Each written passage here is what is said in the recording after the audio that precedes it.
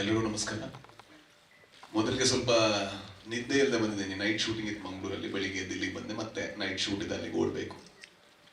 ಈ ಸಿನಿಮಾದಲ್ಲಿ ಒಬ್ಬ ಶೋಷಕ ವರ್ಗದಲ್ಲಿರುವಂತಹ ಒಬ್ಬ ಅಧಿಕಾರವನ್ನ ಎಂಜಾಯ್ ಮಾಡುವಂತ, ಅದಕ್ಕೆ ಯಾವ ಎಕ್ಸ್ಟೆನ್ಷನ್ ಕೂಡ ಹೋಗುವಂತ ಒಬ್ಬ ವ್ಯಕ್ತಿಯ ಪಾತ್ರ. ನಾವೆಲ್ಲರೂ ಕೂಡ ಅದೇ ಎಲ್ಲೋ ಒಂದು ಕಡೆ. ಅಂಡ್ ಜಡೇಶ್ ಅವರು ಹೇಳಿದ್ರು ಈ ಪಾತ್ರ ಕೂದಲಿರುತ್ತೆ ಅಂತ. ನಾನು ನಿಜವಾಗ್ಲೂ ಬೇಕಾ ಅಂತ. ಅದಕ್ಕೆ ಅವರು ಇಲ್ಲ ಸರ್, ಹಂಗ್ ಕಾಣಿಸ್ಬೇಕಾದ್ರೆ ದಯವಿಟ್ಟು ನಾನು ಕೆಲವರು ಆರ್ಟಿಸ್ಟ್ ಹೇಳ್ತೀನಿ ಅಂದ್ರೆ ದಯವಿಟ್ಟು ಅವರಿಂದ ತಗೊಂಡ್ಬರೋಣ, ಇಲ್ಲಾಂದ್ರೆ ನಾನು ಆಕ್ಟ್ ಮಾಡ್ತಾ ಇರ್ತೀನಿ, ವಿಗ್ ಇನ್ನೊಂದ್ ಕಡೆ ಇರುತ್ತೆ, ಸೊ ಅದು ಬೇಡ, ನಾನು ವಿಗ್ ಒಟ್ಟಿಗೆ ಆಕ್ಟ್ ಮಾಡ್ಬೇಕು, ಆ ತರದ ಆರ್ಟಿಸ್ಟ್ ಇದ್ರೆ ಓಕೆ ಅಂತ. ಅದಕ್ಕೆ ಆಮೇಲೆ ಆ ತರದ ಆರ್ಟಿಸ್ಟ್ ಅವ್ರ ಬಿಲ್ ನೋಡಿ ಸ್ವಲ್ಪ ಭಯ ಬಿದ್ರು. ಬಿಟ್ರೆ ಈಗ ಸಿನಿಮಾ ನೋಡುವಾಗ ಅದು ನಾನೇ ಅನ್ಸುತ್ತೆ, ಅಂಡ್ ಈ ಪಾತ್ರಕ್ಕೆ ಆ ಕೂದಲು ಅಗತ್ಯ ಇತ್ತು ಅಂತಾನೂ ಅನ್ಸುತ್ತೆ. ಸೊ ಇದು ಆ ವಿಗ್ಗಿನ ಸ್ಟೋರಿ ಅಷ್ಟೇ ಅಲ್ವಾ ಕೇಳಿದೆ?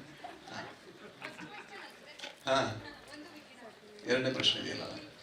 ಮೊದಲಿಗೆ ನಾನು ಈ ಸಿನಿಮಾ ಮಾಡೋದಕ್ಕೆ ಮೊದಲ ಕಾರಣ ಜಡೇಶ್ ಅವರು. ಅಂದ್ರೆ ನಾನು ಯಾವತ್ತೂ ಕೂಡ ಒಬ್ಬ ನಿರ್ದೇಶಕ ಗೆಲ್ಬೇಕು, ತುಂಬಾ ದೊಡ್ಡ ಮಟ್ಟಕ್ಕೆ ಗೆಲ್ಬೇಕು. ಯಾಕಂದ್ರೆ ನಾವೆಲ್ಲ ನಿರ್ದೇಶಕರು, ನಮಗೆ ಗೊತ್ತು ಎಷ್ಟು ಕಷ್ಟ ಅಂತ. ನಾವು ಸಿನಿಮಾ ಮಾಡಿ ಮನೆಗೆ ಹೋಗ್ತೀವಿ, ಡಬ್ಬಿಂಗ್ ಮಾಡ್ಬೇಕಾದ್ರೆ ಮತ್ತೆ ಬರ್ಬೇಕಾ ಅಂತ ಕೇಳ್ತೀವಿ, ಪ್ರಮೋಷನ್ ಬೈಕೊಂಡು ಬರ್ತೀವಿ. ಬಟ್ ನಿರ್ದೇಶಕ ಹಾಗಲ್ಲ, ಅವನು ಫಸ್ಟ್ ಇಂದ ಲಾಸ್ಟ್ ತನಕ ನಿಲ್ಬೇಕು. ಸೊ ನಾನು ಜಡೇಶ್ ಅವ್ರು ಗೆಲ್ಬೇಕು ಅಂತ ಯಾವತ್ತೂ ಭಾವಿಸಿದ್ದೆ, ಅಂದ್ರೆ ದೊಡ್ಡ ಮಟ್ಟದಲ್ಲಿ ಗೆಲ್ಬೇಕು, ಯಾಕಂದ್ರೆ ಅವ್ರು ಡಿಸರ್ವ್ ಮಾಡ್ತಾರೆ. ಹಾಗಾಗಿ ನಾನು ಹೇಳಿದೆ ಈ ಸಿನಿಮಾ ನಾನು ಮಾಡಿದ್ರೆ ನಿಮ್ಗೋಸ್ಕರ ಮಾಡ್ತೀನಿ, ಯಾಕಂದ್ರೆ ನೀವು ಗೆಲ್ಲಬೇಕು ಅನ್ನೋ ಕಾರಣಕ್ಕೋಸ್ಕರ. ಯಾಕಂದ್ರೆ ಏನಾಗುತ್ತೆ, ಕೆಲವು ಸಲ ನೆಗೆಟಿವ್ ರೋಲ್ ಮಾಡಿದಾಗ ಅದು ಬರೀ ಪ್ರಮೋಷನ್ ಮಾತ್ರ ಸೀಮಿತ ಆಗುತ್ತೆ. ಬಟ್ ಇದ್ರಲ್ಲಿ ಆ ತರ ಇರ್ಲಿಲ್ಲ. ಈ ಪಾತ್ರಕ್ಕೆ ಬಹಳ ಒಂದು ಅಸ್ಮಿತೆ ಇದೆ. ಅಂದ್ರೆ ಅವನಿಂದನೂ ಕತೆ ಮುಂದುವರಿಯುತ್ತೆ. ಸೊ ಎಲ್ಲಾ ಪಾತ್ರದ ತರ ಈ ಪಾತ್ರನು ಬಹಳ ಇಂಪಾರ್ಟೆಂಟ್. ಆದ್ರೆ ಕೆಲವು ಸಲ ಏನಾಗುತ್ತೆ, ಬರವಣಿಗೆಯಲ್ಲಿ ಮಾತ್ರ ಈ ಪಾತ್ರ ಇರುತ್ತೆ.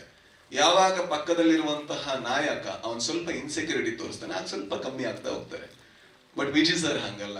ಯಾವತ್ತೂ ಕೂಡ ಯಾಕೆ ಅವ್ನ್ ವಿಗ್ ಚೆನ್ನಾಗಿದೆ ಅಂತ ಕೇಳಿದವರಲ್ಲ, ಅದು ಅವನಿಗೆ ಯಾಕೆ ಬಿಲ್ಡಪ್ ಇದೆ ಅಂತ ಕೇಳಿದವರಲ್ಲ. ಯಾಕಂದ್ರೆ ಅವ್ರಿಗೆ ಗೊತ್ತಿತ್ತು ಇಲ್ಲಿ ನಮ್ಮನ್ನೇನೋ ಹೈಲೈಟ್ ಮಾಡ್ತಾ ಇಲ್ಲ, ನಾವೇನೋ ದೊಡ್ಡ ನಾನ್ ರೂಲರ್ ಅಲ್ಲ, ಪಾತ್ರ ರೂಲರ್ ಅಷ್ಟೇ. ಹಾಗಾಗಿ ಅವ್ರು ಅದನ್ನು ಒಪ್ಕೊಂಡು ಯಾವುದೇ ಇನ್ಸೆಕ್ಯೂರಿಟಿ ಇಲ್ಲದೆ ಮಾಡಿದ್ದಕ್ಕೆ ಸರ್ ನಿಮ್ಗೆ ತುಂಬಾ ದೊಡ್ಡ thank you so much. And ಜೊತೆಗೆ ನಿರ್ಮಾಪಕರಿಗೆ, ಅಂದ್ರೆ ಒಂದು ಕನ್ನಡ ಸಿನಿಮಾನ ಮಾಡೋದು ಕಷ್ಟದ ಕೆಲಸ. ಅಂದ್ರೆ ನಾವು ಹಲವಾರು ಅಡಚಣೆಗಳನ್ನ ನಾವು ಎದುರಿಸ್ಬೇಕು, ಮುಂದುವರಿತಾನೆ ಇರಬೇಕು.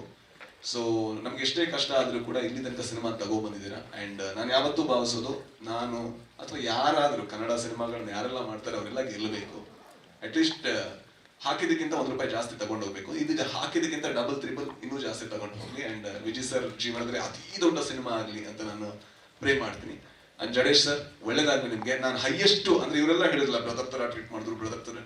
ಡೈರೆಕ್ಷನ್ ಟೀಮ್ ಹತ್ರ ಕೇಳಿದ್ರೆ ನಾನು ಎಷ್ಟು ಜಗಳ ಮಾಡಿದೀನಿ ಅಂತ ಅವ್ರು ಹೇಳ್ತಾರೆ. ಸೊ ನಾನು ಜಗಳನೂ ಮಾಡ್ತೀನಿ, ಬ್ರದರ್ ತರ ಟ್ರೀಟ್ ಮಾಡೋದು ಮಾತ್ರ ಅಲ್ಲ. ಒಂದು ಹೈಯೆಸ್ಟ್ ಶ್ರೀಕಾಂತ್ ಹತ್ರ, ಇಲ್ಲಿ ಶ್ರೀಕಾಂತ್ ಮಗ ಯಾಕೋ ಮಗ ಇಷ್ಟು ಉದ್ದ ಡೈಲಾಗ್ ನನಗೆ.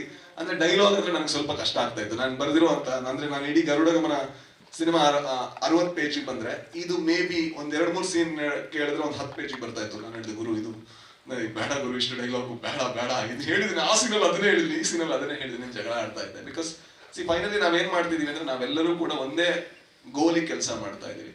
ಆ ಗೋಲ್ ಏನು ಅಂತ ಹೇಳಿದ್ರೆ ಈ ಸಿನಿಮಾ ಆದಷ್ಟು ಒಳ್ಳೆ ಸಿನಿಮಾ ಆಗ್ಬೇಕು. ಯಾಕಂದ್ರೆ ಎಲ್ಲಾ ಟೈಮಲ್ಲಿ ಅವಕಾಶ ಸಿಗಲ್ಲ. ಅಂದ್ರೆ ಇಷ್ಟು ಅಂದ್ರೆ ವಿಜಯ್ ಸರ್ ಇರ್ಬೋದು, ಭಾವನಾ ಅವರಿದ್ದಾರೆ, ಜೊತೆಗೆ ನಮ್ಮೆಲ್ಲ ಹುಡುಗರಿದ್ದಾರೆ, ಮಿತ್ರಾ ಸರ್ ಇದ್ದಾರೆ, ಗೋಪಾಲಕೃಷ್ಣ ದೇಶಪಾಂಡೆ ಅವರಿದ್ದಾರೆ, ಆಮೇಲೆ ರಿತನ್ಯ ಇದ್ದಾಳೆ, ಜೊತೆಗೆ ಮಗ ನೀನಿದ್ಯಾ, ಮಾಂತೆ ಸಾಫ್ ನೀನಿದ್ಯಾ.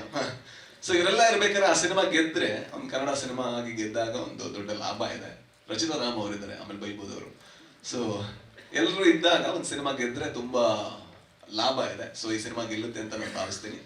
ಜೊತೆಗೆ ಮಾಸ್ತಿ ಅವರು ಬಹಳ ಚೆನ್ನಾಗಿ ಬರ್ತಿದ್ರು ಸರ್ ಡೈಲಾಗು. ಸೊ ಒಳ್ಳೇದಾಗ್ಲಿ ಎಲ್ರಿಗೂ ಕೂಡ, ಅಷ್ಟೇ. ಕೋಲಾರ ಸ್ಲ್ಯಾಂಗ್ ಮಂಜ ಎಲ್ಲಿ ಅವನು ಈ ಮಗ ನೀನ್ ಒಂದು ಡೈಲಾಗು ಹೇಳಿ, ನಮಸ್ಕಾರಗಳು ಅಲ್ಲಿ ಮುಗಿದಿತ್ತು, ಆಮೇಲೆಲ್ಲ ಬೆಂಗಳೂರಲ್ಲೇ ಬಂತಲ್ಲ ಮಗ. ಬಟ್ ಬಹಳ ಕಷ್ಟಪಟ್ಟಿದ್ದಾನೆ ಪಾಪ ಅವನು. ಅಂದ್ರೆ ಪ್ರತಿ ಸತಿ ಕೂಡ ನಿಂತು ಅವನು ಆ ಡೈಲಾಗ್ನೆಲ್ಲ ಪಾಲಿಶ್ ಮಾಡಿ. ನಾನು ಸ್ವಲ್ಪ ಜಾಸ್ತಿ ಇರಿಟೇಟ್ ಮಾಡ್ತೀನಿ, ಸರಿ ನಾ ಕರೆಕ್ಟ್ ಆಗಿ ಬಂತ ಅಂತ. ಸೊ ಥ್ಯಾಂಕ್ ಯು ಮಗ. ಅಂದ್ರೆ ನನಗೆ ಗೊತ್ತಿಲ್ಲ ನಿಜವಾಗ್ಲೂ ಕರೆಕ್ಟ್ ಆಗಿ ಬಂದಿದ್ಯಾ ಅಂತ. ಥ್ಯಾಂಕ್ ಯು ಮಗ, ಥ್ಯಾಂಕ್ ಯು. ಜೊತೆಗೆ ಒಬ್ಬ ಟೆಕ್ನಿಷಿಯನ್ ಹೆಸರು ಹೇಳಲೇಬೇಕು, ಬಹಳ ನನಗೆ ಖುಷಿ ಕೊಟ್ಟಂತ ಟೆಕ್ನಿಷಿಯನ್ ಸ್ವಾಮಿ ಅವರು ತುಂಬಾ ಕೆಲಸ ಮಾಡಿದ್ದಾರೆ ಈ ಸಿನಿಮಾಗೆ.